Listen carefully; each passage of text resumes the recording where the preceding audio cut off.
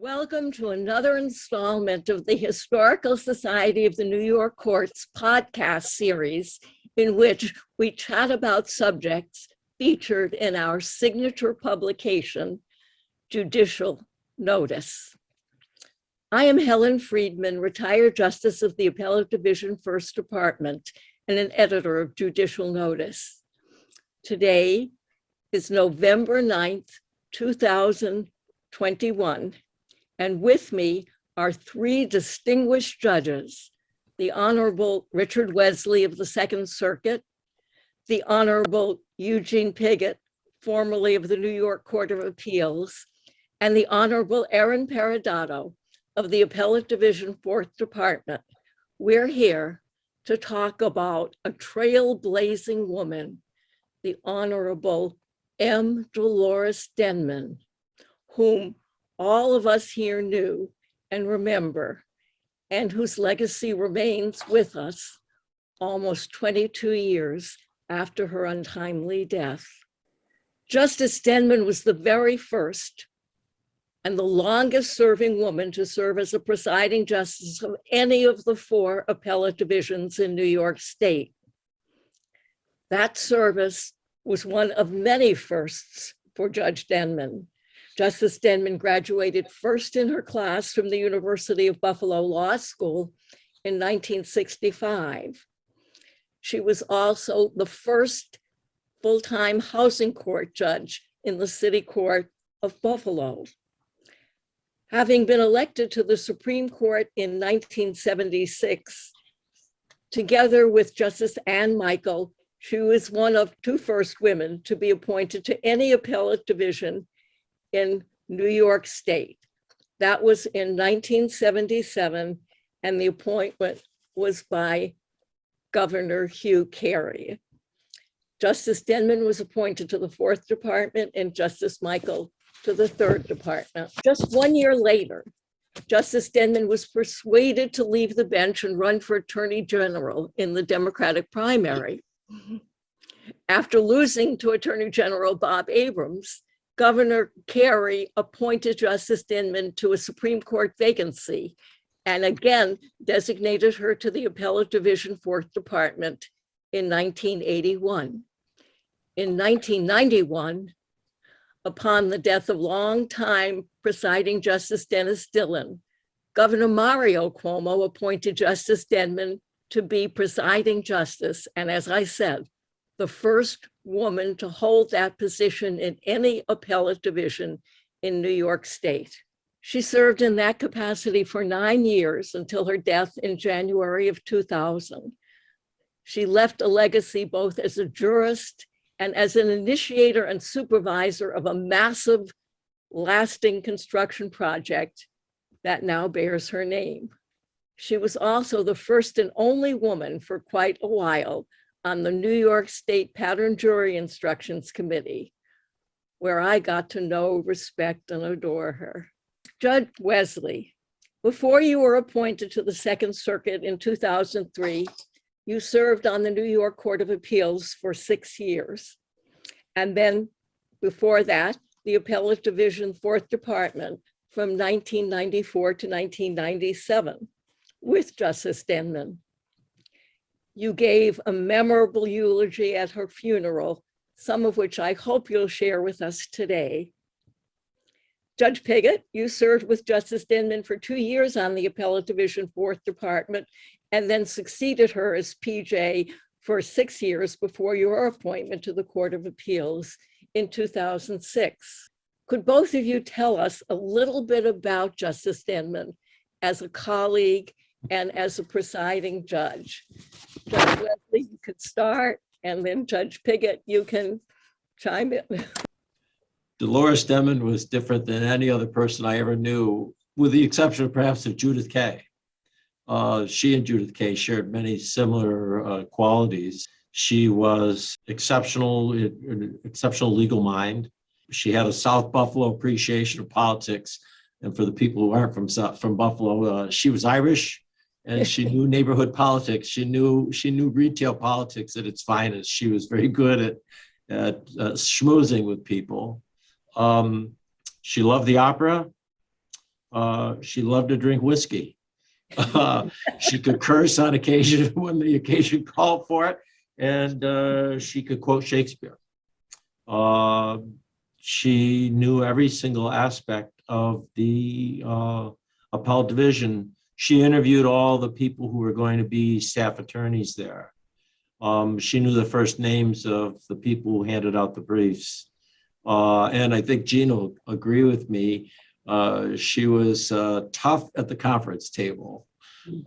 She even if she wasn't on a case, Gina and I talked about this before. If she wasn't on in the panel hearing the case, the other judges would be around. The Fourth Department worked that way. It still does, I guess. And if she was hearing something that she didn't think was quite right, she might intercede. Now, no other judge who wasn't on a panel had the right to do that, but she could. She was the PJ, and she'd say, "I think you folks ought to think about that for a few more days and put the case aside, put it over." She and Betty Pine edited every single writing that came out of the Fourth Department, whether it was a 4-sentence short order paragraph just resolving a case or a long opinion. Somewhat to the dismay of some of my colleagues who didn't take well to having their opinions edited all the time. She was omnipresent. And yet she was also, I think, one of the dearest friends you could have. Gene? I couldn't agree with you more. One thing I'd like to add, just by way of background, because Helen is right. Downstate seems to think we're a separate state and entity when it comes to the judiciary. The Fourth Department, and most people don't realize this, is when it comes to population, is the second largest department in the state of New York. Right. The second department is first. We are second, and then the first department is third, and the third department is fourth. In terms of land area, we're the second largest in the state of New York. The Appellate Division Third Department is the largest. We're the second, and then the second and the first. We are so large that for our judges to get to Rochester, where the court sits, takes time. This is not a commuter court in any way, shape, or form. And so when we assemble in Rochester, and particularly when Judge Denman was there, it was a big deal. And as Dick said, she was such a personality that we would dine together often. We would socialize together quite often. And that built a camaraderie in that court that I've never seen since. And that includes the Court of Appeals. It's just an amazing place. Some of the judges would drive 2.5, 3 hours to get to the court for the purpose of sitting. And of course, our sessions were 2-week terms. So it was quite a thing to have her do that. I know Dick's going to talk a little bit about the building, and I'll leave that to Judge Wesley. But she was so totally involved in all of this. And what makes me more proud, if possible, is Western New York is where Susan B. Anthony came from. This is where the Women's Hall of Fame is. The first woman district attorney in the state of New York is Charlotte Smallwood Cook, who came from Wyoming County in the Fourth Department. We have such a history of women and what they've done. Dolores is a shining example of exactly that. And to be the PJ of the Fourth Department is no mean feat. For example, take attorney discipline. Every department has it. We have 3 because we have 3 judicial districts. They are distant, so that there's a disciplinary group in Rochester. There's one in Syracuse and there's one in Buffalo. And Dolores would oversee all of them, and their references to us when it came to it. Mental hygiene. As did you, Judge Pigott, when you were PJ, of course. Mental hygiene legal services. There's 3. Law guardians. There's 3. It is just such a massive court system in the Fourth Department that I'm not sure most people understand or have appreciation for what Dolores did. And then, of course, put a building up in her spare time. It was truly remarkable. Okay, well, Judge Wesley, can you tell us a little bit about her political acumen in putting up that building, as you said, in her spare time? I'd like to give a tip of the hat to the article that Gene Fahey wrote that appears in the publication, Judicial Notice. It's absolutely lovely. And it brought back so many wonderful memories for me because Dolores had a keen interest in politics. And I think most of this will be seen by judges and by lawyers. The public oftentimes thinks that judges kind of no longer have an interest or think about politics. I mean, they don't act politically, but they're always interested in. Dolores was keenly interested in political life, but she absolutely, the new courthouse and the process that she went through really showed that her skills had not diminished from the time she had run for attorney general to the years that she spent as the PJ. It had become apparent that the Hall of Justice was not adequate for the Fourth Department. There wasn't enough room. We were spread all over the place. I was a resident judge, and so I was living in splendor in my chambers. My chambers were great, but some of the visiting judges suffered from very small and inadequate chambers, and we were just spread all over the place. The problem is that the library was there, and everybody was accustomed to having the library there. All the other lawyers in town wanted the library there. They wanted it in the courthouse.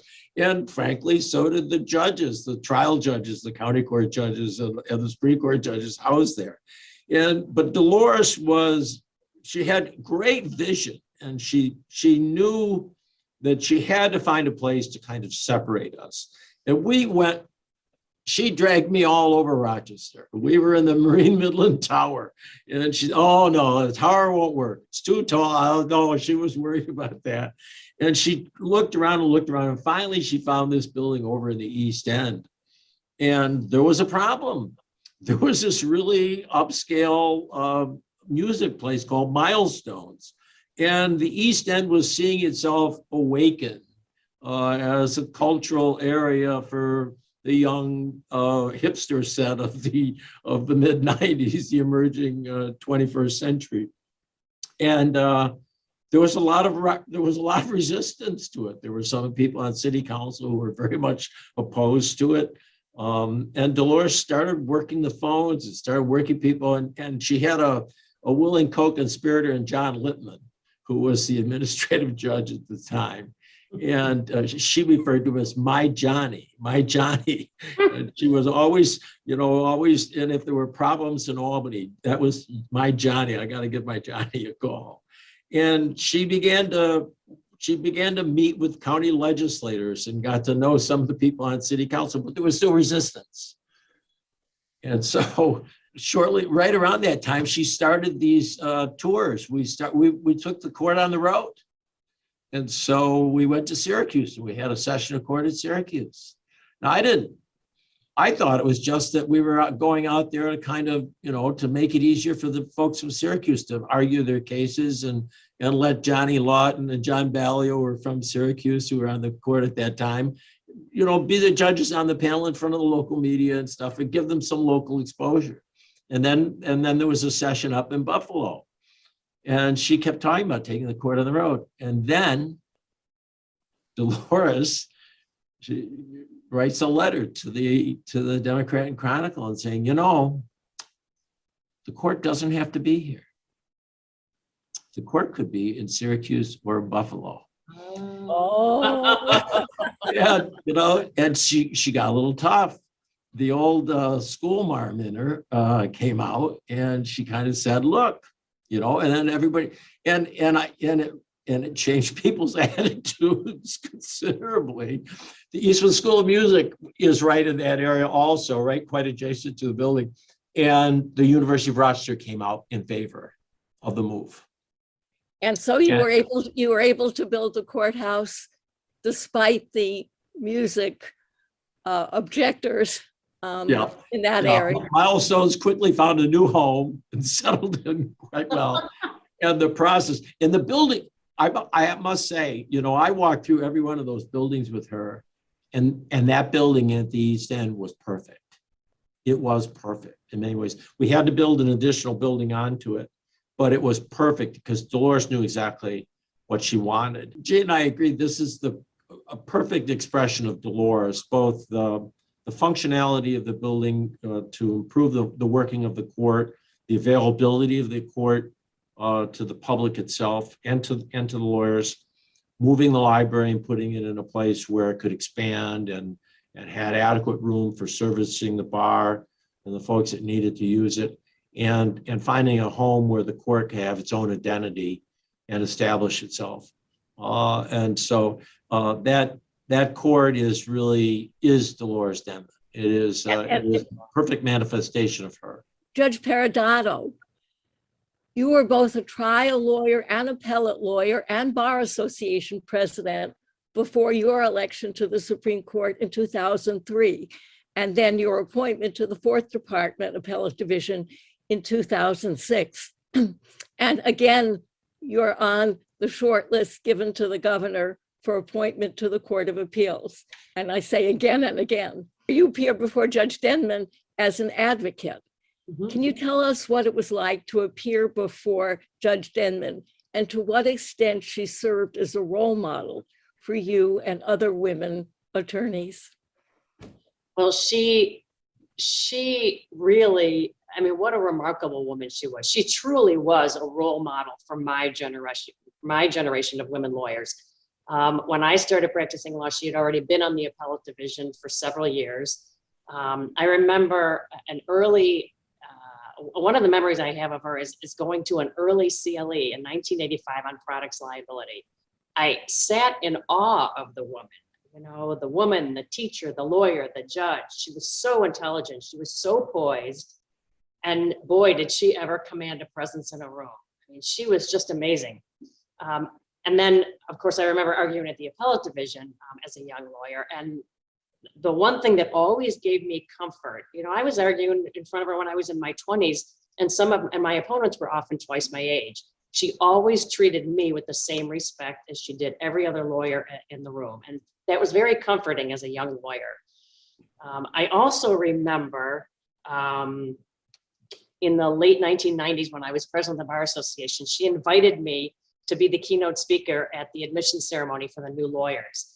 And she took me back in the robing room. I felt like I was going behind the curtain. It was like I was being invited backstage at Lincoln Center to see the star performers. It was the coolest thing, because I had admired this woman from the moment I became a lawyer. So it was just awesome. And now, of course, I have the privilege of working in the courthouse that bears her name. It is just really, she was an amazing woman. She was smart. She was tough. She was poised. She was articulate. She was it. I became acquainted with Justice Denman in 1994 when I was appointed to the Pattern Jury Instructions Committee. Until then, as I said, Judge Denman was the only woman among the 16 judges on the New York State Committee. She became a mentor and a role model to me too. Her warm, welcoming manner, together with her love of and concern with and care about and precision in the use of the English language, was legendary. As we noted, she had been a school teacher, an English teacher, before she went to law school. And she was so concerned about our language and our use. Like so many others, I was enthralled by and delighted when she came away from Rochester, which was pretty hard for her to do when she was supervising the construction of that building. But she often did, and she did attend our meetings in New York City. As Judge Wesley mentioned, we have a beautiful article about Justice Denman in issue 16 of Judicial Notice, written by the Honorable Eugene F and Dr. Gordon Lyons. It's about Judge Denman, and it discusses both her remarkable life story and talks about some of her important decisions which remain to this day as precedent in our courts. Helen, if I could pick up on something that Judge Wesley said about her being an English teacher. One of the things when we're in conference, when the court is in conference, the whole court is there. And all of the decisions are reviewed by every single member of the court, which meant that when the 12 of us are there, about 10 of us are sleeping or nodding off while Betty Pine and Dolores Denman go line by line by line. Used to drive Judge Green absolutely nuts. But she would be the one to suggest a comma here, a semicolon there, a new paragraph on someplace. And she was the one, and Dick, maybe you can enlighten me a little bit more about that. We I don't want to say get criticized, but a lot of people say, how come, you guys in the fourth department always do mems? There's not a lot of opinion writing. And my recollection in talking to Dolores when I first got to the court was, we're not here making the law. We're applying the law as it exists in the state of New York. And all that takes is, applying the law to the facts of the case in a mem. And it made eminent sense to all of us until, unless there was a situation where an opinion might be necessary or required. And she'd be the one, or someone else would say, why don't you write an opinion on this? I think it's of interest, et cetera. And that's when we would do it. But it was very, very efficient. All the cards were face up to every judge. And our decisions came out 6 weeks after oral argument, almost without exception. And if you wanted to review a case, if you're about to say, I want to take this case home, which meant I want to take a second look at it, you better be ready to publish that case when you get back the next time. We were very time conscious with respect to the lawyers who argued the case and, of course, their clients. And that was all Dolores. It was a remarkable thing. That made us all feel very comfortable because we knew exactly what was expected of us each and every time. Dolores practiced judicial selflessness. She appreciated the fact that it wasn't about her, it was about the law. And so therefore, it wasn't about the fact that her name was appended to an opinion. It was about whether the law was clearly articulated. And unless we were plowing new ground, as RCW would say at the conference table, if we weren't plowing new ground, there was no reason to just issue an opinion. The judicial humility is a lesson not every judge always learns. I've sat now on 3 appellate courts, and it's occasionally in short supply, but it's not about us. It is about the law. It should be, and Dolores practiced that and taught it, a lesson well taught at the conference table. With your indulgence, Helen, in all the things I've ever written, the thing that I received the most comment about is the eulogy to Dolores that I wrote back in January of 2000 after Dolores passed away. And if I could, I'd like to read to you just a small portion of it, if that's okay with you. Certainly, I think Judge Peradotto and I both said that it moved us to tears then. And once again, when you sent it to us recently, go ahead. I'm going to do my best. It startles me to think that Dolores has been gone that long, because it feels like just yesterday to me in some ways. So let me go towards the closing of this, into talking about the courthouse and what a courthouse it is. For those of you who have not visited it, I ask you to think about a journey to Rochester, to walk through that beautiful building, to explore its corners, to look at every carpet, chair, every light fixture. For there you will see the touch of Dolores Denman. Dolores picked everything out. That building is more than a testament to Dolores. It is Dolores, her class, her elegance, her clean and unrestricted view that justice must be an expression of a higher plane, a plane where humans aspire to the best they have to offer of themselves, a place founded on fairness, a place of hope. And now Dolores is gone, and all of us here will miss her. God, how we will miss her. But the court lives on in the toil of men and women she loved so much, the judges and employees of the court who seek to resolve the pain of divorce, to quell the violence of crime, to provide mercy in an ordered and caring society, all that in the beautiful building Dolores dreamed of and made reality in all of its clarity of purpose at East and Chestnut. Dolores, dressed in black with pearls. Thank you. I think that's a wonderful ending to our little chat here.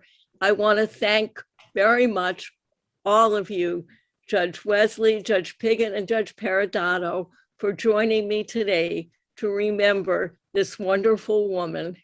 And I urge you again to read the full story in Judicial Notice 16. Thank you and goodbye. Thank you, Helen.